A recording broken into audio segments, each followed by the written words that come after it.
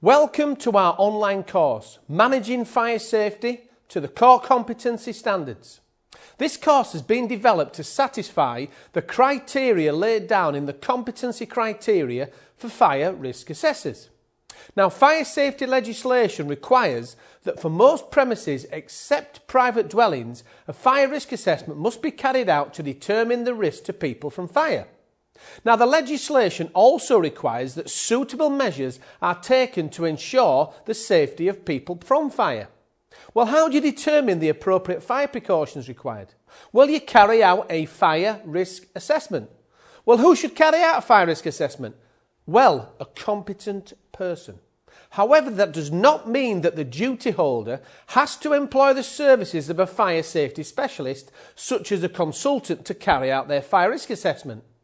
For small, simple premises, it's often the duty holder that carries out the fire risk assessment themselves. And arguably, in these premises, the duty holder is the best person to do so because of their intimate knowledge of the premises and the activities therein. Now, guidance to support those wishing to carry out fire risk assessments themselves has been made available by the government, and it's covered in this presentation. However, for many premises, the duty holder seeks the services of an external fire consultant, known as a fire risk assessor. And in the case of larger, more complex or high-risk premises, this is often appropriate, as the task might well be well beyond the ability of the duty holder. Now, some members of the business community have suggested that it would be helpful for those who want to use the services of a commercial fire risk assessor to be able to access information on those with an appropriate level of competency in fire risk assessment to help them comply with the legislation. And there's also been growing concern regarding the competence of those who provide the fire risk assessments on a commercial basis, in other words, for a fee. Now, data from the English Fire and Rescue Service suggests that the main compliance failure leading to enforcement action is a failure by duty holders to carry out a suitable and sufficient fire risk assessment. That's the main one. They're not being carried out a suitable and sufficient fire risk assessment. And this is coupled with the emergence of inadequate fire risk assessments for premises that have suffered multiple fatality fires.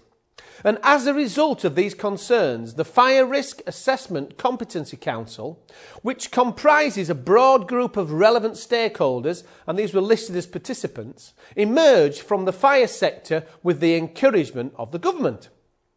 And its objective has been to establish agreed industry-wide criteria against which the competency of a fire risk assessor can be judged.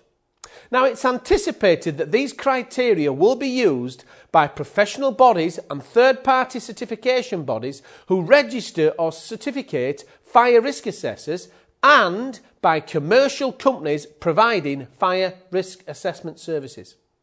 Now, while it's very unlikely that third-party certification of this nature will become mandatory under legislation, the government does acknowledge the benefits to duty holders of third-party certification of fire protection products and services as a means of assisting in compliance with legislation.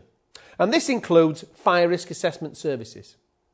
Now, the guidance document will be subject to periodic review by the Fire Risk Assessment Council, Competency Council, so that it can be updated to reflect current thinking and experience in the fire safety community.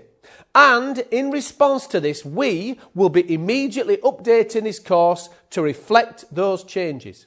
And this ensures that anyone who is a candidate on our course will be covering the latest guidance. We will also be producing specialist courses for fire risk assessors to update their knowledge and maintain the CPD, which again is a requirement of the guidance for them to remain competent persons. So what is a competent person then? Well, a competent person is regarded as competent where they have sufficient training and experience or knowledge and other qualities to enable them properly to implement their role. Now, in the case of simple premises, where the fire risk assessor might, for example, be an employee of the occupier, it's possible that the following attributes of a fire risk assessor might be sufficient in conjunction with a study of suitable guidance documents, getting the guidance documents off the internet, for example. And even in such premises, even these simple premises, the fire risk assessor will need, first of all, an understanding of relevant current best fire safety practices in premises of the type in question. They'll also need an awareness of the limitations of the fire risk assessor's own experience and knowledge. They'll need a willingness and ability to supplement existing experience and knowledge when necessary by obtaining external help and advice. That's what they'll need. Now, complex premises will require a higher level of knowledge, understanding and preferably experience on the part of the fire risk assessor. Now, for such premises, there will be a need for the specific applied knowledge and skills of an appropriately qualified specialist. And in such cases, evidence of specialist training and experience or membership of a professional body may assist in demonstrating competence. Now, in general, other than in the case of simple low-risk premises, fire risk assessors, particularly those offering their services on a commercial basis, need an appropriate knowledge of the following. First of all, the assessment of risk from fire. They need to know applicable legislation. They need to know appropriate guidance. They need to know the behaviour of fire in premises.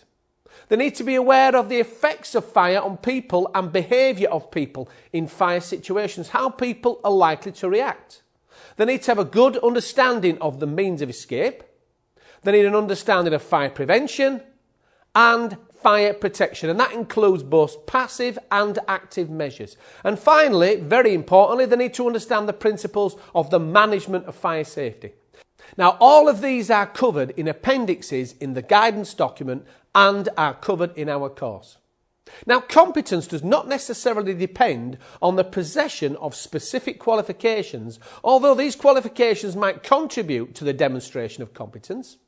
In the context of this, knowledge can be obtained by, you've got academic study, you've got training, working alongside others, short courses, and CPD, or any combination of these. And education is likely to involve formal education of a relatively academic nature, and it often culminates in an actual qualification. Training involves training of a particular nature, and that is often given on the job.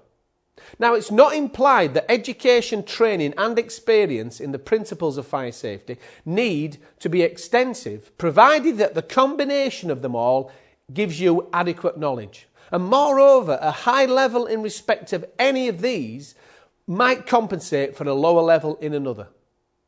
Now, it's essential that the level of competence be sufficient to allow the fire risk assessor to identify correctly the significant risks. That's what they should be looking for, the significant risks, especially combined risks, and to draw up a list of them with appropriate actions to address them.